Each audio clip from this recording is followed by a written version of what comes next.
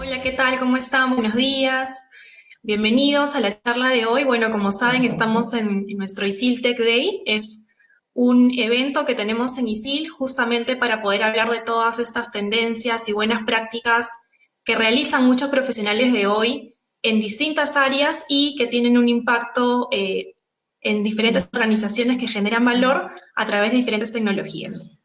Así que bueno, hemos empezado muy temprano.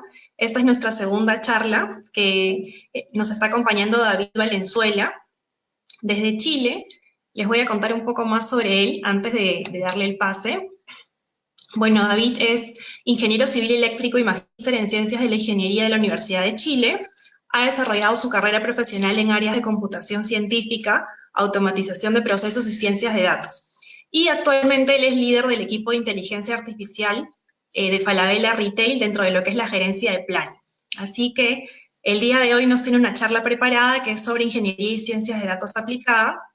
Y justamente lo que nos va a contar es cómo es que las organizaciones actualmente, en el caso de él, desde su experiencia en Falabella, cómo que puede generar valor a la organización a través de la ciencia y la analítica de datos.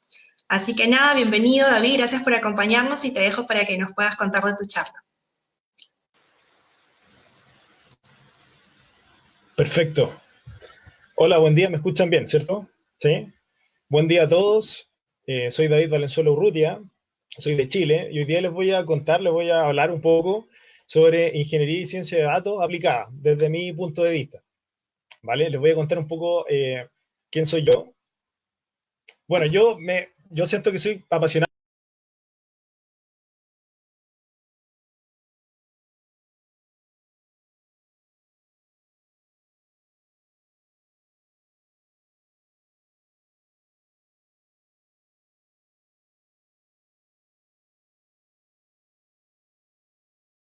La cuarta revolución industrial que estamos viviendo hoy en día.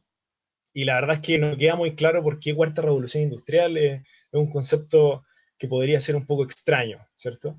Me dediqué a buscar cuáles fueron las otras revoluciones industriales y la estoy mostrando acá en la diapositiva. La primera fue la revolución llevada por el vapor, ¿ya? Se automatizó mucho trabajo manual con máquinas que estaban funcionando a vapor. Esto ocurrió en 1760, 1820, ese fue el periodo. La segunda fue la manufactura en masa utilizando electricidad. Eso fue en 1820, 1900, la segunda revolución industrial. La tercera se habla ya en 1900 en adelante con la computación y la electrónica, ¿vale? Ya máquinas que pueden hacer cálculos por ti, básicamente, pero sin mayor inteligencia. Y esta inteligencia vamos a llamarla entre comillas también. Y la cuarta revolución industrial, que es la que estamos viviendo hoy en día, tiene que ver con el desarrollo de la inteligencia artificial, el Internet de las cosas y lo que se denomina Big Data, ¿vale? Todos estos cambios son revoluciones, justamente, lo cual implica aspectos positivos y negativos.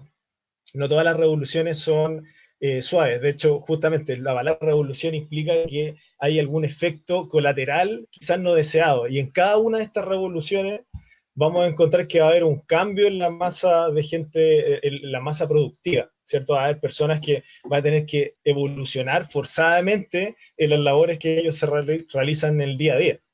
Así, antiguamente, por ejemplo, teníamos muchos herreros, por ejemplo, cuando habían caballos andando, y hoy en día necesitamos mecánicos que vean los vehículos automotrices. Entonces, esto es parte de la evolución humana, ¿ya? Estos cambios de revolución. Y lo que estamos viendo hoy en día también pasa, y es una revolución que se ve incluso dentro de las empresas, ¿vale? Les voy a mostrar acá un gráfico de la proyección del crecimiento de la información, cómo esto está evolucionando violentamente. En 2021 el volumen de datos globales va a ser 175 veces la data de 2011, ¿vale? Es decir, hay un aumento prácticamente exponencial de la cantidad de datos que se están almacenando. ¿Y esto por qué ocurre? Básicamente por dos cosas. Primero, porque es capaz de almacenar más información técnicamente. O sea, hay servidores que están capacitados para guardar esta información y además es más barato. ¿Ya? Entonces es más barato almacenar la información y además procesarla. ¿vale? Antiguamente se decía que las empresas tenían que elegir qué información se guardaba a historia y qué información había que desechar por temas de capacidad de almacenamiento de los datos, pero hoy en día el concepto es poder guardar toda la información. De alguna forma incluso, por ejemplo, cuando una persona se mete a navegar en el sitio web de una página de una organización, idealmente se debería guardar cada uno de los clics, cada uno de los pasos para poder estudiar en qué momento del flujo de los usuarios, de los clientes, se cae el proceso, por ejemplo. Entonces, hoy en día se habla mucho de guardar toda la información posible. Aquí aclarar que un zettabyte es 1.000 millones de terabytes, como para que tengan una noción, porque un terabyte es más manejable, ¿cierto? Estos son 1.000 millones, como si tuvieran discos duros portátiles de un terabyte, pero 1.000 millones de esos discos duros. Esa es la información que se está proyectando para los años que vienen, ¿sí? Se habla que los datos son el petróleo del siglo XXI, ¿ya? Se dice que las empresas que no generen valor de sus propios datos van a perder competitividad. Incluso algunos son más drásticos y dicen que si las empresas no utilizan la información de sus propios datos, van a desaparecer simplemente. Van a perder competitividad absolutamente. Y aquí está la clave, la palabra valor. ¿Cómo generar valor de los datos? ¿Cómo se genera el valor de los datos? Justamente hay que hacerlo paso a paso. No es algo que uno pueda decir de la noche a la mañana, vamos a poder implementar analítica y vamos a poder implementar algoritmos de inteligencia artificial con los datos que tenemos y vamos a generar un crecimiento en el valor de la empresa, vamos a hacer que los procesos sean más rápidos, más robustos. Esto realmente es una escalera paso a paso, ¿ya? En el eje X vemos que aumenta la dificultad al tiempo de desarrollo a medida que empezamos a agregarle analítica más avanzada. Y en el eje Y vemos cómo aumenta el valor que se le puede entregar a una empresa dada esta analítica. Ahora, bien, yo no recomiendo que todas las empresas necesariamente tengan que cumplir estos pasos de analítica. Básicamente puede ser que hayan empresas más chicas que no necesiten utilizar algoritmos de machine learning o de inteligencia artificial, solo porque es la moda. Simplemente, a lo mejor haciendo una analítica descriptiva y diagnóstica de calidad, es suficiente para generar el valor necesario y listo. No es necesario quizás dar el tercer paso. ¿Ya? Esta escalera de 4 pasos se divide en analítica descriptiva, analítica diagnóstica, analítica predictiva y analítica prescriptiva. Ya, la analítica descriptiva es básicamente qué pasó. Podría ser simplemente un gráfico, algo que puedas, por ejemplo, hacer en Excel si es que no sé muchos datos. Analítica diagnóstica es por qué pasó, es básicamente buscarle las razones por qué ocurrieron algunos hechos dentro de la organización. La analítica predictiva responde a la pregunta de qué pasará. Ahí tenemos, por ejemplo, algoritmos de forecast, ¿ya? ¿Qué es lo que va a pasar? Dada la historia, cómo yo veo el comportamiento de la industria o de la empresa hacia el futuro. Y luego viene el cuarto nivel, que es la analítica prescriptiva, que responde a la pregunta ¿qué acciones tomar? Acá vemos algoritmos, por ejemplo, de optimización, que se alimentan del algoritmo de forecast, por ejemplo, para poder tomar alguna recomendación. Y luego esa recomendación podría ser ejecutada automáticamente o ser tomada por un analista o alguien del negocio y decir, mira, ¿sabes qué? Le voy a creer a este algoritmo y voy a tomar esta acción que me está sugiriendo, o bien la voy a desechar y voy a hacer lo que a mí me da la gana. Eso es completamente normal. Eso puede pasar en la organización. ¿Ya? Entonces, quiero aclarar acá que no porque estos algoritmos estén de moda son necesariamente útiles en todas las organizaciones. Yo creo que hay que siempre evaluar y ver qué es lo que agrega más valor en el tiempo. Ese es el concepto. Ver si a lo mejor en el corto plazo me agrega más valor hacer una analítica descriptiva y diagnóstica de calidad. A lo mejor agrega más valor que tratar de forzar a tener equipos que desarrollen machine learning o optimización. Así que hay que ir viendo esto paso a paso. Esto obviamente se sacó de Gartner, que es una consultora enorme de tecnología que organizó este desarrollo, esta evolución de la analítica de una manera bastante gráfica, que a mí me gusta bastante. Entonces, ¿cómo nos integramos a los sistemas legados? Los sistemas legados quieren decir son los sistemas internos de las compañías, son los sistemas tradicionales, las bases de datos clásicas, y básicamente tenemos dos formas como para dejarlo más simplificado, son dos formas de poder acceder a esto. La primera es usando RPA, que es un concepto que se ha masificado harto en los últimos años. Yo diría que hay muchas consultoras que basan su modelo de negocio en construir RPA en las organizaciones. Pero yo no sé si todos saben lo que es un RPA, pero básicamente un RPA, que es un proceso automático robótico, interactúa con la interfaz gráfica de usuario, que es básicamente la capa donde el usuario interactúa con los sistemas legados. Por ejemplo, tiene los botones, tiene los campos libres y el RPA es capaz de leer las descripciones de esos botones, hacer clic en botones, escribir automáticamente, etcétera. Dado una serie de árboles de decisiones, y algoritmos que podrían ser un poco más complejos para poder tomar estas decisiones y actuar para poder introducir información y sacar información de los sistemas legados, ¿ya? Estos RPA, a pesar de que se han masificado harto, tienen la ventaja de que son rápidos de desarrollar, no implica intervenir mucho en los sistemas legados, pero tienen el problema de que te cambia la interfaz gráfica y hay que hacer cambios en el RP. Entonces, realmente no es la forma ideal para poder conectar dos sistemas computacionales. ¿Ya? La forma ideal de conectar dos sistemas computacionales, para mí, a través de API. Este es un ejemplo, a través de API, que es la interfaz programática de la aplicación, donde un programa puede consultar o hacer requests o hacer queries al otro programa. Entonces se conectan por abajo, por el backend. ¿Vale? El RPA se conecta por el frontend, por la parte gráfica, por lo que ve la persona. Y de esta forma nosotros podemos interactuar con los sistemas legados para poder tanto sacar información como poder introducir información nueva que se genere en algoritmos que están fuera de los sistemas legados. Esto es súper importante porque cuando hablamos de inteligencia artificial, de optimización, normalmente podríamos pensar en tratar de comprar software que son propietarios, que son súper caros, y a lo mejor el camino no es por ahí, sino que hacer algo más ad hoc a lo que necesita la empresa y necesitan un desarrollo externo. Y para eso se hace con un programa, con scripts que están por afuera de los sistemas legados. Pero siempre te queda como la pregunta de cómo interactúa este sistema nuevo que está por afuera con los sistemas legados. Entonces ahí está la importancia de esta interacción. Y ahí yo planteo dos escenarios.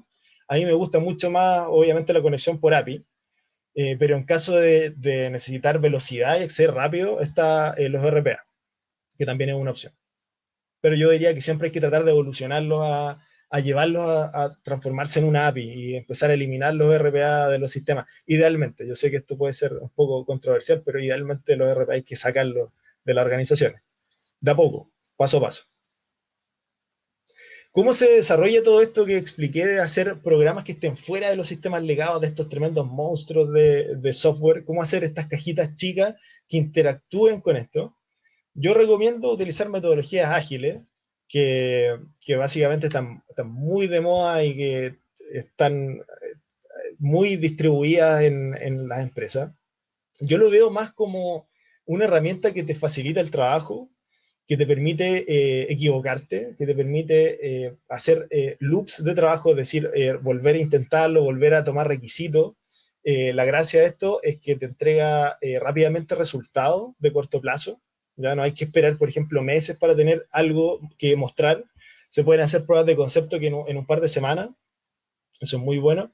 Además, esto te permite ir redescubriendo las necesidades de los clientes internos, ¿vale? En el sentido de que no siempre es fácil poder levantar todos los requisitos de lo que necesitan las personas, los clientes internos, o también pueden ser clientes externos.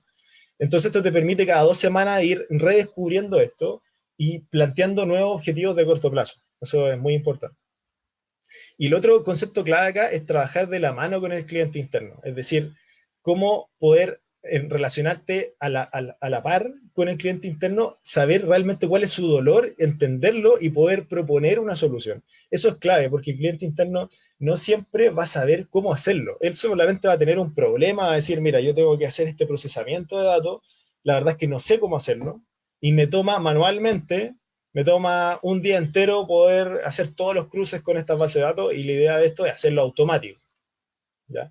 En las metodologías ágiles, obviamente tienes un ciclo que se debe cumplir donde tú planificas, haces el diseño, haces desarrollo, haces las pruebas de concepto, despliega este script, por ejemplo, haces la revisión con el cliente y después hacer una entrega para después pasar al otro periodo del sprint 2, el sprint 3, sprint 4 y así sucesivamente.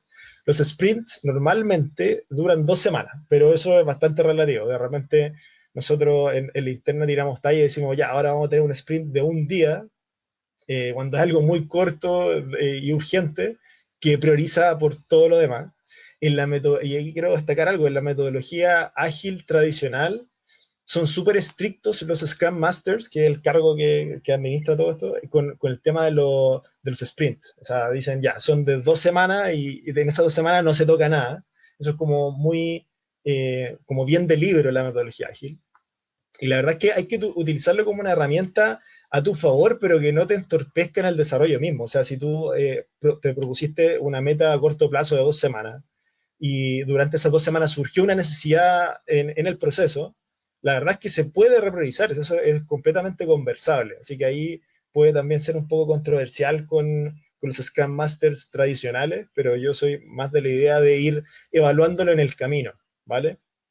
Pero siempre y cuando se tenga claridad de cuáles son las prioridades en los distintos escenarios, en el corto plazo, en el mediano plazo, en el largo plazo. O sea, siendo bien transparente con respecto a las prioridades, se pueden reescribir estos sprints y seguir avanzando y seguir desarrollando, ¿vale?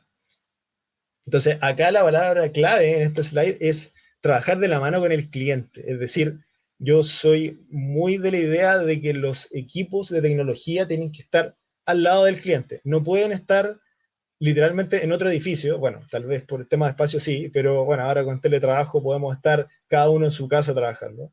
Pero tenemos que estar en conversaciones directas con los clientes internos. O sea, no puede ser algo de que, no, cliente interno, tienes que escribirme un documento de 2 páginas con tu requerimiento y eso va a pasar a un sistema que los va a revisar y vamos a ver cómo lo priorizamos. Yo creo que la comunicación tiene que ser directa, sentir el dolor, ver cómo el cliente se relaciona con tu producto y realmente sentir si es que le acomoda o no le acomoda lo que estás proponiendo. La idea es que esto les sirva a ellos, a los clientes internos. Eso es súper importante. Entonces, la palabra cliente, cliente interno, ¿cómo nos relacionamos con el cliente? Acá hay una frase que se atribuye a Henry Ford, a lo mejor no es de él, pero se atribuye mucho a él. Dice lo siguiente, si le hubiera preguntado a la gente lo que querían, me hubieran dicho que querían un caballo más rápido. Ya cuando Henry Ford, obviamente todos sabemos que es pionero en la industria automovilística, claro, nadie, ningún cliente le iba a decir en ese tiempo, no, sabes que yo necesito un equipo de 4 ruedas, que tenga un motor de combustión interna, que funcione a 50 kilómetros por hora, que tenga unos pedales donde yo puedo acelerar y otro para frenar, y un embrague y no sé qué, y un manubrio. Eso, no, esos detalles no te los va a dar el cliente. Además, este cliente, en este caso, nunca ha visto un auto y en su mente está que para desplazarse de una ciudad a otra están los caballos. Entonces, ¿qué es lo que necesita el cliente? Moverse más rápido, en forma independiente. Entonces ellos necesitan un caballo más rápido, nada más. Y ahí es donde va la pregunta.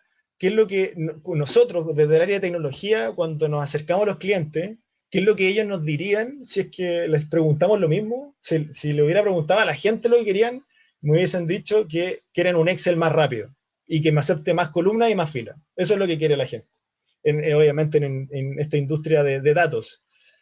Quieren un Excel que no se les quede pegado, básicamente, que un Excel que sea rápido en los cálculos, un Excel que les permita obtener gráficos muy rápido y que les permita tomar decisiones. Eso es lo que necesitan. Para ello el Excel les acomoda un montón, pero nosotros desde el área de la tecnología sabemos que el Excel no es la herramienta y no podemos simplemente potenciar al Excel, empezar a agregarle módulos, empezar a programarle más complejidad. Sabemos que el Excel está limitado, tiene una capacidad limitada para procesar datos.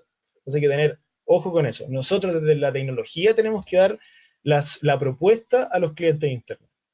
Los clientes internos solo te pueden transmitir el dolor, no te pueden decir cómo hacerlo. Por eso es que esta es una especialidad de la ingeniería. En el fondo, nosotros somos los que proponemos cómo hacer las cosas, guiados obviamente por los clientes. Entonces, dada esa introducción, ahora voy a contarles qué es lo que es la ciencia de datos, o el data science, ¿ya? Desde mi punto de vista, acá hay una definición que la tomé un poco mezclando desde diferentes fuentes, que dice que la ciencia de datos es el estudio de sistemas computacionales y modelos matemáticos para extraer conocimiento desde los datos, utilizando el método científico, ¿ya? Es decir, acá los datos son los que nos entregan la información, el conocimiento que se extrae, ¿ya? Como si tuviéramos una lupa que estamos investigando, ¿ya? Acá los datos son los que mandan y los datos son los claves, por eso es que es súper importante guardar toda la mayor cantidad de información posible en las organizaciones, ¿ya? Y lo otro que es muy importante acá es destacar utilizando el método científico. Y eso es lo que diferencia a otras áreas de desarrollo acá. Porque la verdad es que en ciencia de datos, si se hace ciencia de datos de calidad, no se tienen las respuestas a priori.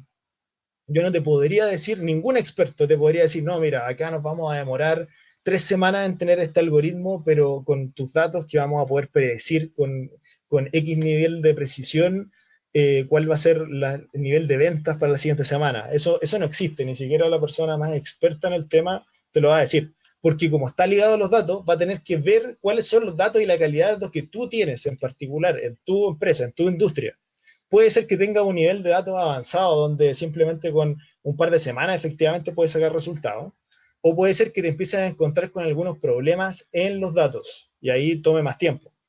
Entonces, aquí el concepto es tirarse a la piscina, entre comillas, es decir, tomar el método científico e ir de la mano con el método científico, es decir, plantear una hipótesis, decir, mira, con estos datos yo creo que podría tener este tipo de resultados, después empezar a experimentar, y por eso es que es fundamental poder programar rápido, y programar rápido no me refiero a tener expertos que programen a una velocidad increíble, sino que programar en en algún script que te permita equivocarte y hacer pruebas de validación rápida, ¿ya? Y por eso es que en este caso usamos mucho Python, que es un lenguaje, si bien es cierto, no es de los lenguajes más rápidos de cómputo, es uno de los lenguajes que te permite hacer pruebas de concepto muy, muy rápido, y hacer pruebas rápidas.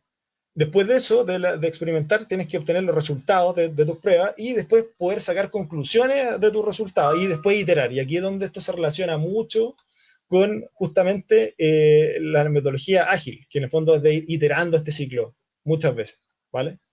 Aquí no hay límite, acá el límite solamente uno lo pone con el tiempo y el dinero, básicamente uno podría iterar un algoritmo de Machine Learning haciéndole pequeñas mejoras, puede estar meses, o puedes decir, no, ¿sabes qué? Voy a estar un mes simplemente para avanzar con otros proyectos y veamos cómo dan los resultados y después de X tiempo vamos a retomar el tema a ver si le podemos hacer mejoras, pero de eso se trata. ¿Qué considera la ciencia de datos? Básicamente son tres pilares fundamentales. La primera es el manejo, yo creo que es la fundamental, el manejo de matemáticas avanzadas.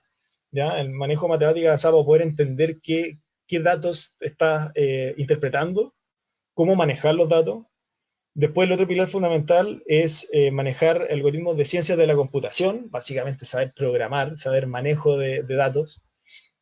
Y el tercer pilar fundamental es el conocimiento experto del negocio mismo.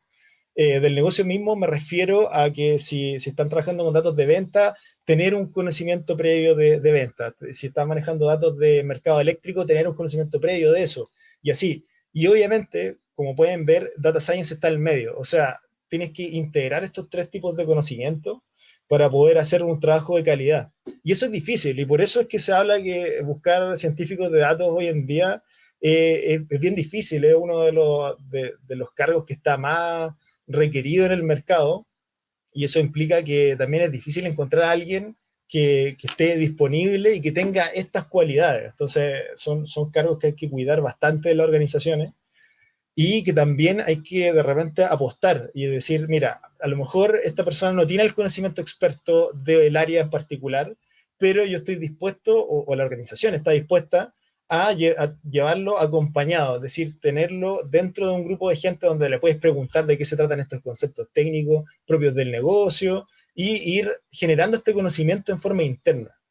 Y acá también quiero destacar que yo soy muy amigo de tener los equipos de Data Science en forma interna en las organizaciones. Existe también la posibilidad de hacer ciencia de datos como outsourcing, o sea, tenerlo como fuera de la empresa, pero el problema que tienes ahí es que no logras absorber con tu científico de datos realmente el conocimiento experto que necesitas para poder proponer los algoritmos necesarios. Entonces, por eso es muy importante, desde mi punto de vista, tener estos equipos internalizados dentro de la organización. ¿Cuáles son los 10 skills de un data scientist? De acá hay que, un poco afirmándose de la diapositiva anterior, lo primero para mí es el conocimiento en matemática y estadística, conocimiento bastante avanzado, que sepan diferenciar cuándo utilizar cierto algoritmo, cuándo utilizar cierta métrica, etc. El segundo son habilidades de programación que desde mi punto de vista el principal es programar en Python. Hoy en día creo que esa discusión está zanjada porque se habla que en Data Science está el mundo de Python y el mundo de R, ¿cierto? Este lenguaje de programación que está muy ligado a la estadística. Y si bien es cierto, es bien bueno, y hace algunos años está ahí como la discusión 50 y 50, yo diría que hoy en día esa discusión está más o menos zanjada. Yo diría que Python se lleva principalmente los mejores desarrollos, no necesariamente por su habilidad por el manejo matemático, sino por la cantidad de librerías y por la cantidad de comunidad que hay alrededor de Python, en el fondo, de gente que propone nuevas librerías, de gente que hace preguntas, de gente que responde, y eso le da mucha robustez al lenguaje. O sea, para mí, de hecho, creo que Python está en el número uno, número dos del lenguaje de programación de hoy en día, y es por eso, porque se crea comunidad muy fácil. Y en el mundo científico también, en astronomía, por ejemplo, se usa mucho Python, ¿ya? En ciencia normalmente se usa también MATLAB y un poco Python adquirió muchas cosas que venían en su tiempo de MATLAB y eso hace que el traspaso de alguien que se maneje en MATLAB, por ejemplo, que se maneje en R, aprender a utilizar Python es directo, no es un gran dolor de cabeza, así que no hay problema en ese sentido. Ahora, como lenguaje de programación propiamente tal, si quieres hacer cálculos complejos, recuerden siempre hacerlo en lenguaje de programación que sean compilados, que son más rápidos, que van directo el resultado a la máquina. Ya, pues, por ejemplo, C, eso no hay duda que le va a ganar en tiempo de velocidad. Pero con Python tú ganas velocidad de desarrollo. Tú no necesitas acá compilar ningún programa, simplemente programas tu script y ejecutas esto y listo, y tienes tu resultado. Luego, la tercera habilidad tiene la extracción y procesamiento y manejo de datos, que también va ligado con el manejo de Python y librerías que te permitan manejar esta información, ¿vale? También con el manejo de nube, por ejemplo, si tienes conocimiento en nube, perfecto. Vamos a hablar de eso un poquito más adelante. Otra habilidad importante es la habilidad de visualización de la información, que seas capaz tú mismo, programando por ejemplo en Python, de generar gráficas que sean fáciles de interpretar para los clientes. Siempre hay que ponerse en el lugar de los clientes, nunca en lo como uno interpreta los datos, porque uno, obviamente, como data scientist o los data scientists tienen mayor conocimiento de cómo interpretar los gráficos, y en ese sentido tenemos que ponernos en los pies del cliente interno, siempre. El quinto, conocimiento práctico de algoritmos de Machine Learning, saber aplicar Machine Learning, realmente saber utilizar las librerías. Acá no estamos hablando de alguien que sepa desarrollar algoritmos nuevos de Machine Learning, sino que más bien de alguien que sepa utilizar las librerías que ya existen, que las sepa aplicar a diferentes tipos de datos y con eso está perfecto. El sexto punto es conocimiento práctico de algoritmos de optimización. Y este sexto punto yo lo agrego acá y no está en el listado clásico de qué es lo que hace un data scientist, pero yo creo que viendo un poco las necesidades de las organizaciones, yo me doy cuenta que hay una necesidad muy importante de optimización, ¿ya? De cómo poder optimizar procesos. Y para eso, obviamente, el Machine Learning no siempre es la herramienta adecuada. Así que el séptimo es habilidades de comunicación, saber cómo interpretar estos datos y poder exponerlo. Obviamente el trabajo en equipo, porque tienes que trabajar con data engineers y con gente que sepa del negocio. La pasión por el aprendizaje continuo, siempre. Acá, si uno no se mantiene al día, se queda obsoleto. Y la ética del trabajo para interpretar los resultados. Eso también es importante. Es muy fácil, utilizando algoritmos de Machine Learning, mentirse a uno mismo. Es decir, pucha, me equivoqué y dividí mal el set de datos y el algoritmo me está dando con un nivel de clasificación excelente. Pero es porque yo ingresé mal los datos al principio. Entonces hay que tener cuidado con eso y saber bien cuándo estoy haciendo las cosas bien, cuándo estoy haciendo mal y reconocer simplemente para avanzar con eso. ¿Ya? ¿Qué es lo que hace un data scientist en su tiempo? Yo diría que a pesar de todos los puntos que mencioné anteriormente, el principal es el manejo de datos desde las fuentes. ¿Ya? O sea, principalmente tenemos casi un 80% de su tiempo está más ligado con lo que haría un data engineer, que lo voy a explicar ahora, pero esa habilidad tienes que también tenerla un data scientist. Para mí es clave que también sea independiente en ese sentido.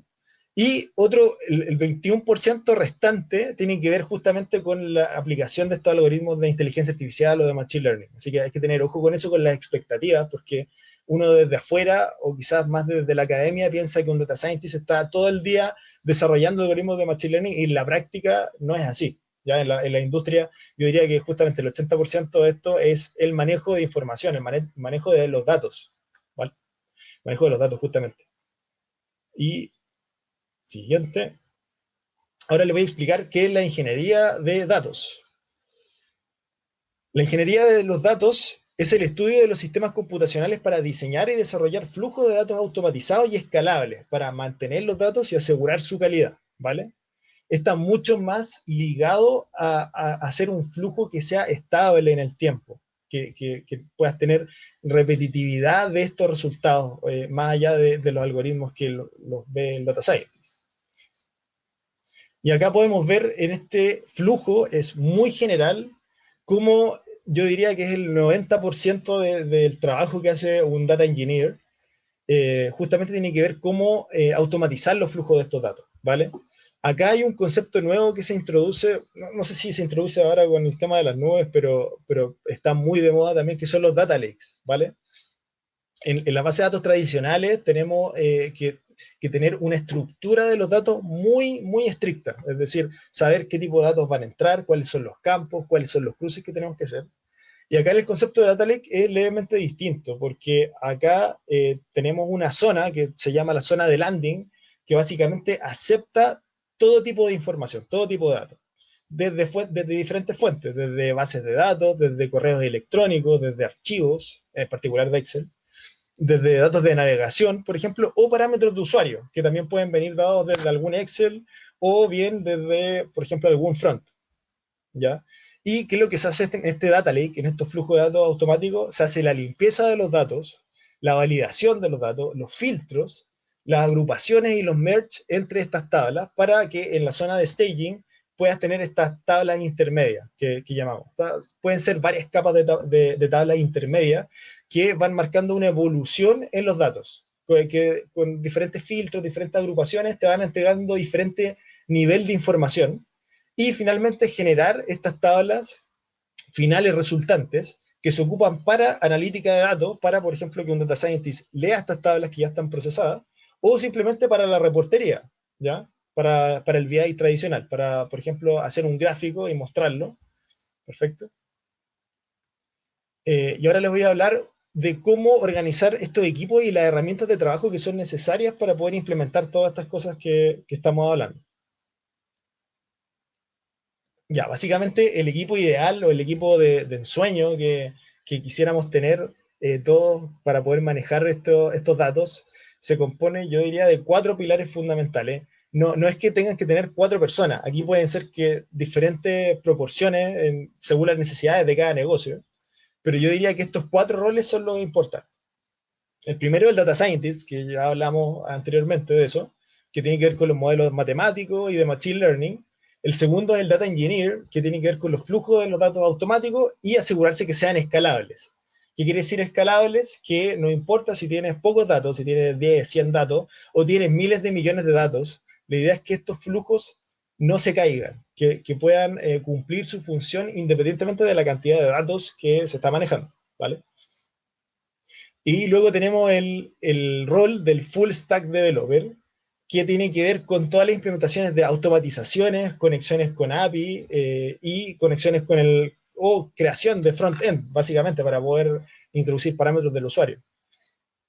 El tercer rol es el ingeniero de Business Intelligence o de BI, el clásico, que se usa mucho en muchas empresas hace mucho tiempo, que tiene que ver con reportería, que está enfocado en creación de dashboards o informes. ¿Ya? Idealmente también el ingeniero de BI tiene que enviar reportes automáticos por correo electrónico, mantener ese flujo de información a la gente, a la gente que lee esta información, que toma decisiones, que esté al día con los datos que genera el resto del equipo, ¿vale? Obviamente, si tienen capacidad restringida, yo les diría que acá el fundamental en todo esto es el ingeniero de datos, más que el data scientist, porque, como les mostraba anteriormente, dependiendo del nivel de madurez que tenga la empresa, simplemente con una automatización de flujo de información puede ser que les traiga más valor que tratar de ponerse desde el día cero a tratar de implementar algoritmos de machine learning. Así que yo creo que el rol del ingeniero de datos es clave y luego tener un equipo de data scientists que sea muy fuerte. Y con estos dos roles tú podrías suplir la necesidad o la falta quizás de algún full stack developer o de algún ingeniero de BI, porque ellos también tienen dentro de su pool de habilidades, también pueden cumplir estos roles. Pero obviamente la idea, en el mundo ideal, sería mantenerlos separados. ¿Sí?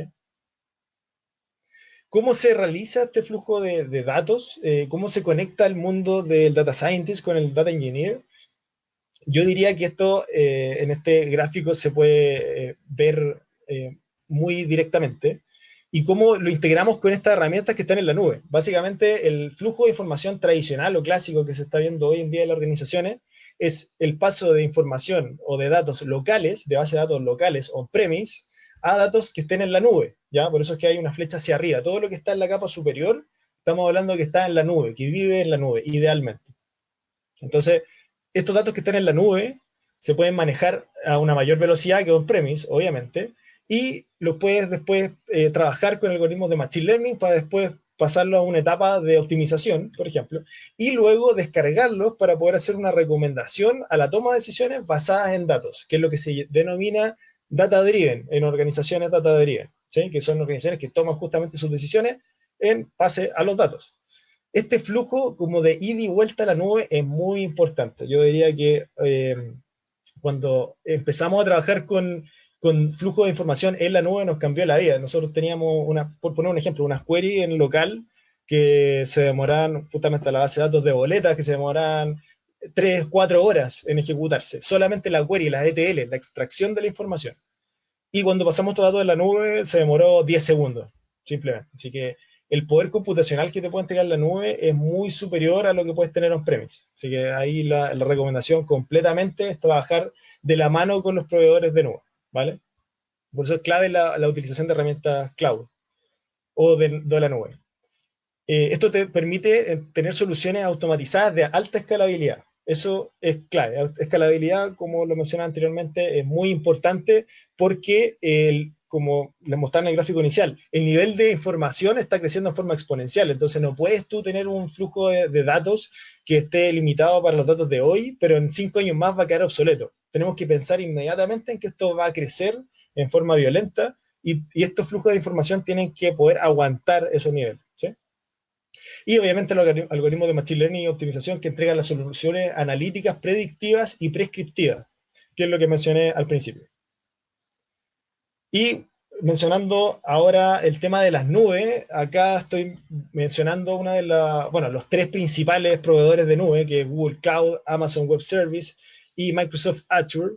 Eh, Existen más, por si acaso, existen más, pero yo diría que estos 3 están fuertes en el mercado. Y hoy en día se habla de una estructura que es multi-cloud. Se habla de poder aprovechar las mejores herramientas disponibles en cada una de estas nubes y poder integrarlas. Ya hay un sistema de integración, obviamente todo eso es trabajo del ingeniero de datos. Y el otro concepto que está muy de moda hoy en día es el hybrid cloud o la nube híbrida, que te permite hacer interacciones entre la nube, entre estos proveedores, y los algoritmos o los bases de datos que tengas on-premise, ¿vale? Que es la flecha que está hacia abajo. Entonces, eso es importantísimo hoy en día. Ahora vamos a ver algunas aplicaciones de todo esto que les estoy contando, de cómo implementarlo en organizaciones, qué es lo que se aplica hoy en día y qué es lo que en el fondo en el día a día estamos viendo en Internet, por ejemplo. ¿Ya? Fácilmente identificamos que Facebook, todos hemos visto cómo te sugiere etiquetar a los amigos según las caras, ¿cierto? Y es como, esto es extraño, ¿por qué Facebook sabe que esta persona, y de hecho te sugiere el nombre de la persona, Juanito Pérez, esta persona es Juanito Pérez, y uno se pregunta, ¿por qué? ¿Cómo lo sabe? Obviamente, teniendo la gran cantidad de base de datos de personas y de fotos de cada una de esas personas, tiene un set de entrenamiento para poder aplicar algoritmos de Machine Learning y darte una sugerencia y decirte, mira, esta persona que deberías etiquetar es tal persona. ¿Sí? Eso lo podemos ver en el día a día. Otro ejemplo que también es muy importante de aplicación de algoritmos de Machine Learning es cuando tú estás completando un formulario y existe este sistema de reCAPTCHA, donde te muestra y te dice, por ejemplo, ya, seleccióneme todas las fotos que tengan bicicleta, que tengan pasto, que tengan signos en las carreteras, por ejemplo. Y acá las personas en el fondo tienen que marcar en los cuadritos cuáles son los que pertenecen a lo que te están preguntando. Por detrás, lo que en el fondo se está haciendo es una recolección de datos. En el fondo te están usando como usuario para poder recolectar información y decir, mira, este cartel de acá, que según mi algoritmo me estaba diciendo que efectivamente es un cartel, está verificado por tantas personas. Obviamente, si hay muchas personas que hacen clic en ese cuadrado, finalmente queda establecido que esa es la verdad. Y en el fondo se usa el nivel de votación de masas para poder mejorar, ir mejorando estos algoritmos que justamente se basan en información, ¿vale? Otro ejemplo, tenemos el ranking, bueno, ahora está más de moda Disney Plus, podría haber puesto un ejemplo de eso, pero puse un ejemplo de Netflix que básicamente hace lo mismo, tienen un algoritmo de ranqueo por usuario, entonces según las películas o series que tú hayas visto, según el género, según la temática, te va a sugerir películas y series nuevas para que sigas viendo, en el fondo, para mantenerte enganchado y que sigas consumiendo el producto. Esa es la idea. Entonces, acá se habla que más del 75% de lo que ve cada cliente viene de una recomendación automática personalizada. O sea, imagínense el nivel de bases de datos que tienen que tener estas empresas enormes para poder almacenar cada una de las elecciones de cada uno de sus clientes para poder después entrenar un algoritmo que te sugiera personalizadamente cuál es la siguiente película que te debería, en teoría, interesar, ¿ya? Con cierto nivel de precisión, y por eso es que después te las ordena en este front. Te las ordena según el ranking, según el puntaje que se haya calculado acá. Y otra aplicación bastante interesante, que obviamente acá en Latinoamérica yo creo que no sería aplicable en el corto plazo, pero en Estados Unidos ya está funcionando, es este concepto de que está implementando Amazon Go, que básicamente tú entras a este local, que es una especie de supermercado, tú pones tu celular con un código QR, supongo, o si no, con una tarjeta directamente, y tú en el supermercado sacas los productos, simplemente no tienes que pasar por caja, tú los sacas, los pones en tu bolsa, en tu cesta, y obviamente este local está lleno de cámaras, está lleno de sensores, de hecho tengo una sensora incluso del peso que está en cada gabinete, y eso sumado con las cámaras, eso sumado con sensores de distinto tipo, puedes determinar qué productos sacaste y cuántos productos sacaste, y te los cobra de forma automática en el celular. Después te llega, después tú sales de la tienda y no necesitas pasar por caja o pagar o tener que presentar algo, simplemente tú te retiras y después te llega la factura diciendo, mira, tú sacaste estos productos y te cobran automáticamente. Bueno, ahora que estamos en pandemia, yo diría que está más de moda hacer los pedidos por delivery y que te los traigan a la casa. Así que no sé si Amazon Go está cerrado allá en Estados Unidos o está funcionando, pero el concepto es ese. El concepto es cómo podemos integrar estos algoritmos de Machine Learning a la vida diaria para facilitarnos la vida, en el fondo. Ese es el objetivo final, ¿sí? Y finalmente los quiero dejar con una reflexión, como a modo de conclusión, que la tecnología hoy en día evoluciona muy rápido y nosotros como profesionales de la tecnología tenemos que mantenernos al día y es clave, es fundamental que nazca de nosotros mismos poder estar actualizándonos, poder estarnos capacitando en estas tecnologías nuevas, porque en poco tiempo nos podemos volver obsoletos, ya nosotros mismos. Entonces es clave mantenernos siempre al día y no solamente para poder tener mejores oportunidades de trabajo, sino que también para ofrecer las mejores soluciones a nuestros clientes, que eso es lo más importante en el fondo. Dadas las tecnologías actuales, ¿cómo podemos, conociendo el dolor que tiene el cliente, proponer las mejores soluciones? Eso es lo importante, tanto para clientes internos de la organización en la que pertenecen, o como para clientes externos, si es que están haciendo alguna consultoría, por ejemplo. Y eso, como les decía anteriormente, nadie, ningún cliente les va a decir, no, tenemos que usar esta tecnología, tenemos que usar esta otra tecnología. Los profesionales de la tecnología son los que tenemos que proponer esas soluciones. Así que esa es una reflexión final para que se mantengan siempre estudiando. Eso es lo más importante acá. Así que muchas gracias, espero que les haya gustado la presentación. Y bueno, ahora pasamos a las preguntas. Gracias, David. La verdad que es súper interesante todo lo que nos has comentado. Me ha Vale. encantado porque has partido desde conceptos, ¿no? Entender un poco de qué va, cómo es, luego qué tipos de skills se necesitan y finalmente cómo se aplican, ¿no? Entonces creo que nos has dado un panorama bastante amplio. Han surgido algunas preguntas que te voy a ir haciendo. Una es relacionada a la programación, ¿no? Comentabas de la programación Python, R, que ahora se usan mucho y que tienen que Sí. ver también con esta programación a veces más ágil que se busca, más simple dentro de las organizaciones. Uh -huh. No sé en qué nos han preguntado en qué casos ¿Es recomendable este tipo de programación o qué otras se pueden hacer? No sé si hay algunas limitantes o sugerencias de en qué caso utilizar qué tipo de programación. Desde tu experiencia, ¿qué nos puedes decir? Sí, perfecto. Sí, desde mi experiencia les puedo comentar que trabajando con algoritmos que sean muy complejos, que tomen un tiempo computacional alto, yo les recomendaría trabajar por la línea de algoritmos que sean compilados, trabajar con lenguaje de programación compilado. Por ejemplo, lenguajes como C, o si ya es algo que se puede paralelizar, podrían utilizar lenguajes que apunten a otro tipo de hardware como GPUs y trabajar con la tarjeta gráfica, básicamente programando en CUDA, por ejemplo, o en OpenCL, y eso les va a traer muchos beneficios en cuanto al tiempo de cómputo, si es que el algoritmo es muy extensivo en tiempo de cómputo, pero el tiempo de desarrollo aumenta, porque van a tener que hacer las validaciones compilando, etcétera. Entonces, depende mucho del problema que estén abordando. Ahora, desde mi punto de vista, si es que hay un cliente que quiere una respuesta rápida, que a lo mejor quiere reducir, no sé, el tiempo de procesamiento de información de un día a, no sé, a una hora, y en esa hora no le complica esperar que el algoritmo esté corriendo, me parecería súper bien implementarlo en Python, por ejemplo. Pero si ya estamos hablando de que queremos tener tiempos de cómputo complejo en términos de segundos y es muy complicado, quizás sería bueno abordar el otro tipo de programación ya más en lenguajes como C. Uh-huh. Esa es mi respuesta. Excelente, excelente, David. Después nos comentabas también sobre, bueno, todas las habilidades que tenían estos profesionales y a mí me llamó la atención bastante que comentaras algunas relacionadas a soft skills, ¿no? Que de Sí. hecho es parte de la propuesta que tenemos en ISIL y que es lo que buscamos desarrollar bastante.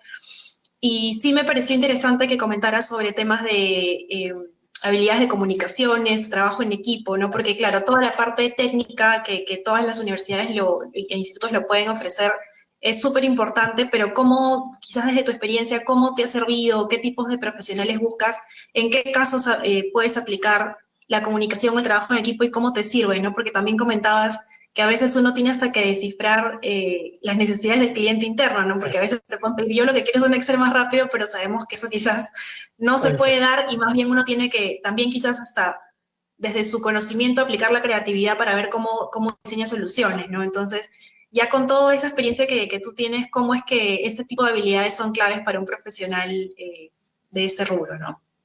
Perfecto. Sí, yo creo que las habilidades blandas son clave para poder relacionarte directamente con el cliente. Eso es lo más importante, ¿ya?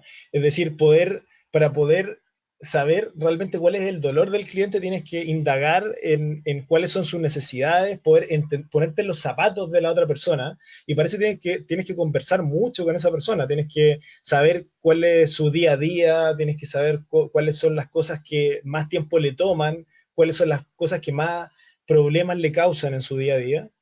Y para eso la comunicación directa de la persona que está programando con el cliente o el usuario que va a utilizar esta herramienta es importantísimo. Según mi punto de vista, no puede haber un intermediario, no puede haber una persona que interprete lo que el cliente quiso decir. Acá tiene que haber una comunicación directa con la persona que está programando y la persona que necesita este algoritmo. Tiene que ser directo. Y por eso es que la habilidad blanda es clave.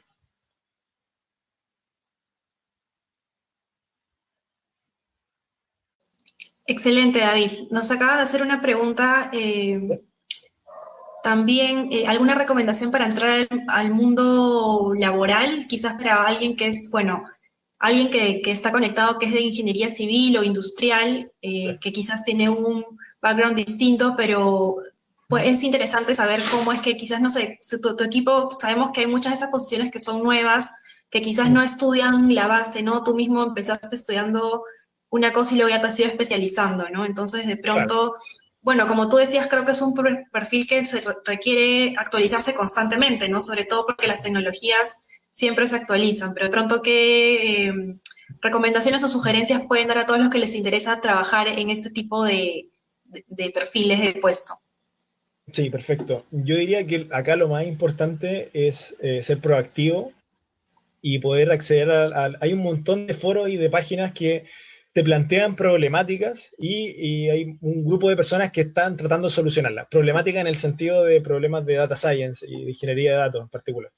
una de esas es Kaggle, no sé si algunos es bien famosa, y yo les recomiendo que se metan en esa página, que puedan explorar qué tipo de problemas se están viendo hoy en día en las distintas industrias y que puedan tratar de proponer alguna solución. ¿Ya? Y lo otro bueno es que en esas páginas hay foros donde hay gente que está comentando qué soluciones son las posibles y empezar a ponerse a pensar cómo poder aplicar estos algoritmos en datos reales. Esa es la parte más difícil en todo esto, porque uno puede estudiar la parte teórica de Machine Learning, de algoritmos de inteligencia artificial, pero lo más difícil es llevarlo a la práctica con los datos y las problemáticas de la industria en particular que se está aplicando esto.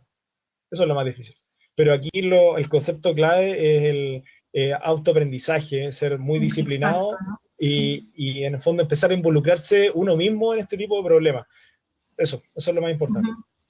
Sí, totalmente de acuerdo, ¿no? Y como tú comentabas, es un mix de una parte matemática, estadística, pero también que conozcan, obviamente, de programación, pero también del negocio, ¿no? Y eso también, bueno, se va conociendo en Con la el tiempo. práctica. Sí. Eh, y sí, definitivamente, ¿no? También han estado preguntando qué tanto se debe conocer de matemática o de estadística, y creo que tú tenías ahí una lámina bien De nuestra interesante que sintaxis. hablaba justamente de las funciones, ¿no? Y que Mm. si bien es necesario, ¿no? Conozcan de algoritmos o conozcan de ciertos modelos matemáticos, se sabe también que hay un peso bien importante en la parte de data, ¿no? De De manejo de datos, data sí, y de fuentes, ¿no? exacto. Sí, Ujú. yo diría que el nivel de matemática que se requiere para poder implementar estos algoritmos, yo diría que debiese ser elevado. Yo recomendaría que sean perfiles de ingeniería en general. Ahora, igual hay perfiles de ingeniería o ciencias o científicos, porque los científicos también ocupan mucho estos algoritmos, ya sean, por ejemplo, astrónomos, que pueden ser también biólogos, físicos, tienen el nivel matemático y de estadística más que suficiente para poder implementar todas esas cosas. Así que yo les recomendaría un background que sea en matemática y estadística bastante fuerte. A pesar de que, si se fijan en el tiempo del día a día, no es tanto, pero la parte más difícil de todo esto es poder llevar esta matemática a llevarla a un problema aplicado. Y para eso se necesitan estos perfiles con un background bastante avanzado en esa área. Y con respecto a los datos, yo diría que es muy importante saber diferenciar cuáles son los tipos de datos que estamos trabajando. O sea, saber, esto es más de ciencia de la computación, pero saber qué es lo que es un float, saber lo que es un entero. No es lo mismo trabajar con fecha en un formato que esté, por ejemplo, referenciado en UTC-0 a la hora local. Todo ese tipo de detalles que son, sí, es verdad, son detalles, pero en el día a día, de verdad que causan dolores de cabeza. Entonces, saber diferenciar eso desde el punto de vista de los datos también es muy importante. Excelente, David. Bueno, también aprovecho para comentarles quizás a todos los que están interesados en algunos temas relacionados a las tecnologías que has comentado. Bueno, dentro de ISIL, aparte de las carreras de negocios, tenemos un grupo de carreras de tecnología con diferentes perfiles también. Hay una base de matemática, estadística bastante aplicada, ¿no? Y ahí hay posibilidades de que se puedan desarrollar tanto para la parte de desarrollo de software, que es más orientado a la programación, como sistemas de información en general, donde se ve mucho de inteligencia de negocios y de manejo de data. Y también hay una carrera más orientada a la parte de redes, que tiene que ver con infraestructura y seguridad, y ahora todo lo que tiene que ver con ciberseguridad, que también es bastante importante y ha cobrado mucha relevancia para las empresas, ¿no? Entonces, invitarlos a que vean nuestra página web, si es que algunos se interesa por ese tipo de carreras, que las puedan conocer un poco más de las mallas y de los perfiles en la web de ISIL. Y nada, David, eso es por mi lado. No sé si quieres adicionar algunas palabras ya de cierre para poder dar fin a la charla. Sí, perfecto. Yo creo que el mensaje final, volver a repetirlo, es clave, que se mantengan estudiando. Estas tecnologías van cambiando. Yo diría que cada 5 años surge una tecnología que podría ser disruptiva y quizás en el futuro sea más rápido aún. Entonces, muy importante la disciplina y mantenerse estudiando. Eso es muy clave. Excelente, David. Gracias por acompañarnos el día de hoy. Gracias por tu tiempo y ojalá que podamos tenerte en algún próximo evento. Vale, muchas gracias a ustedes por la invitación. Que estén muy bien. Cuídate. Nos vemos. Vale, Chao, chao. vale. Chao, chao. Chao.